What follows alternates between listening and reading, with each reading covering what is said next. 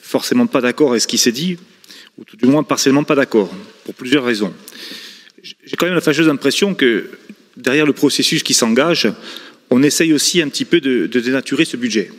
Et on ne peut pas laisser aujourd'hui faire croire aux Corses que ce budget est un échec, que ce budget ne serait pas, alors je ne dirais pas à hauteur de nos ambitions, parce que ça a été dit par le président exécutif, nous n'avons pas les moyens de nos ambitions de façon structurelle. Mais pour autant, on ne peut pas tout écarter d'un revers de la main, on ne peut pas tout éluder. Et il y a aussi, conjoncturellement, des difficultés qui sont à prendre en compte, ici comme ailleurs.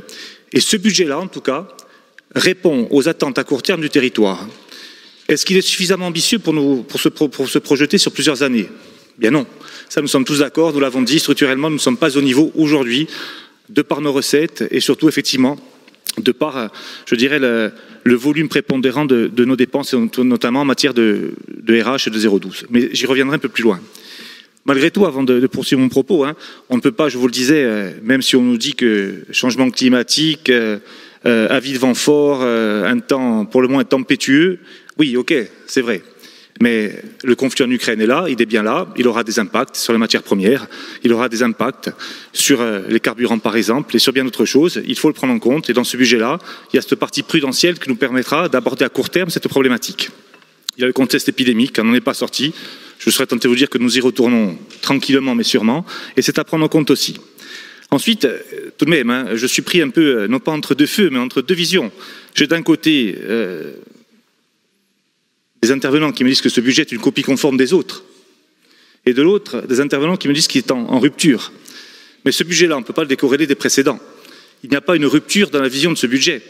Il est aussi dans la continuité de ce qui se faisait avant, dans les agences et offices, et à la CDC aussi. Ce n'est pas un budget, cette année, nous avons voulu en rupture avec le reste. Il y a quand même une continuité dans la responsabilité, une continuité dans l'exercice du pouvoir. Donc ce budget-là, d'un côté, on nous dit qu'il est copie conforme des autres, avec un manque d'ambition, et de l'autre, il s'avérerait qu'aujourd'hui, 6 mois après un changement de majorité, ou tout du moins 6 mois après les élections, il y aurait une rupture totale.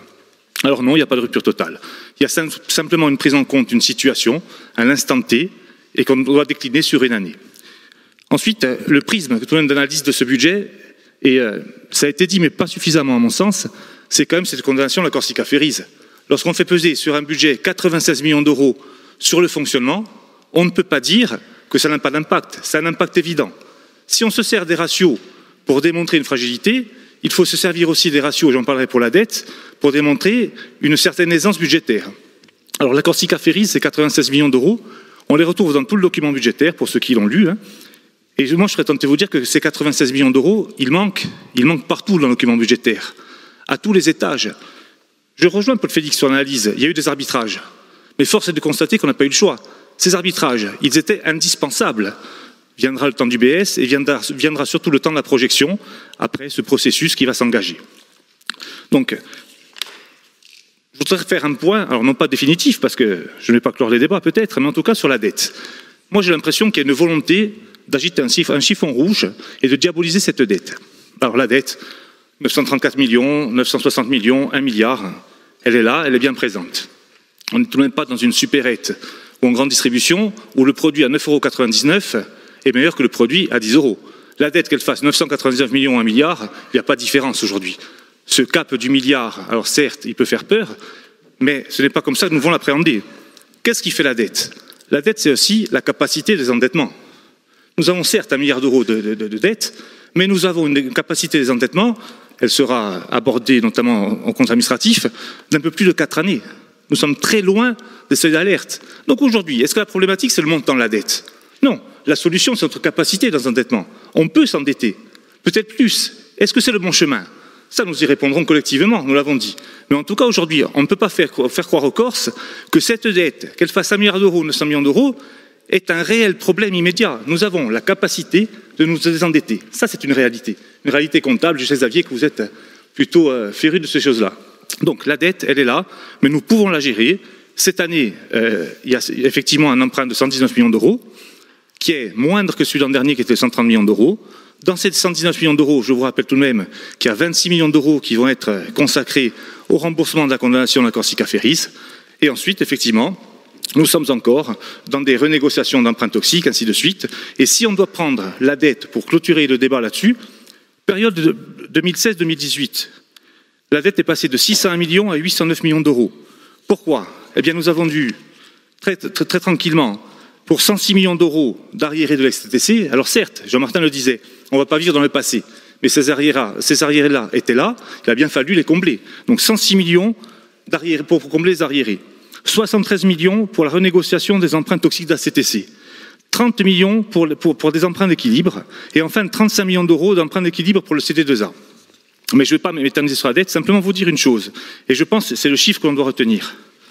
Notre dette, effectivement, si on prend la période 2018-2022, nous avons emprunté un peu plus de 140 millions d'euros sur ces 4 exercices budgétaires. Sur ces 140 millions d'euros, 80 millions d'euros ont été consacrés à des emprunts d'équilibre. Et ils ont généré un peu plus d'1 milliard d'investissements. Ça, c'est la réalité de l'emprunt. Ces 80 millions d'euros empruntés sur ces 4 exercices budgétaires ont généré plus d'1 milliard d'euros d'investissement. Donc je pense que l'euro public est bien emprunté et surtout bien utilisé. Ça, c'est une évidence. Ensuite, effectivement, on a parlé assez longuement des charges, notamment les charges de personnel et des charges à caractère général. Il aurait été utile de dire aussi, et de le rappeler, de remercier les services, de remercier le président notamment, pour les efforts qui ont été faits, notamment sur le 011, les charges à caractère général, qui baissent cette année d'un peu plus de 7 points. Ce n'est pas neutre. C'est un vrai effort de gestion qui a été fait. Un véritable effort de gestion qu'il faut souligner. Donc nous sommes sur une trajectoire qui se veut vertueuse pour l'avenir. Ça a été dit, ce budget 2022 doit être considéré comme un budget de transition. Alors certes, c'est peut-être la facilité de dire ça, mais c'est une réalité quand même. Nous sommes dans un budget de transition qui doit effectivement nous mener sur des trajectoires budgétaires plus vertueuses, encore que je pense que nous tenons nos objectifs. Nous sommes, une fois que nous avons retraité la condamnation de Corsica Ferries, à peine 2 points d'augmentation sur les charges à caractère général.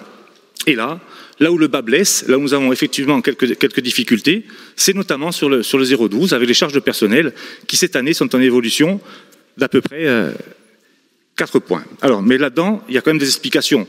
Il y a encore une remise à niveau, une harmonisation entre les différents régimes indemnitaires.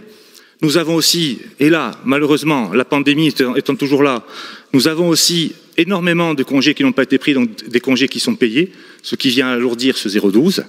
Donc, et nous avons un recours au contractuel qui est assez important, puisqu'il y a beaucoup d'absences dues à la pandémie. Alors, ça n'explique pas tout. Il y a aussi, effectivement, le GVT qui vient aggraver la situation, et il faut se poser sur une réforme, en tout cas sur un raisonnement plus poussé, sur comment contenir ce 012. Je laisserai le président de l'exécutif répondre là-dessus, mais dans ces charges à caractère général, notamment en 012, 011, 016, 017, il faut aussi parler de l'effort qui a été fait sur le 66.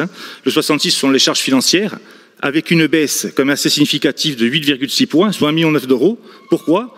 Parce que nous avons des services qui travaillent de manière très pertinente sur les renégociations d'emprunts, ça a été dit, sur la baisse des intérêts de ces emprunts. Et aujourd'hui, nous avons réussi à économiser 2 millions d'euros là-dessus. Donc le travail est fait.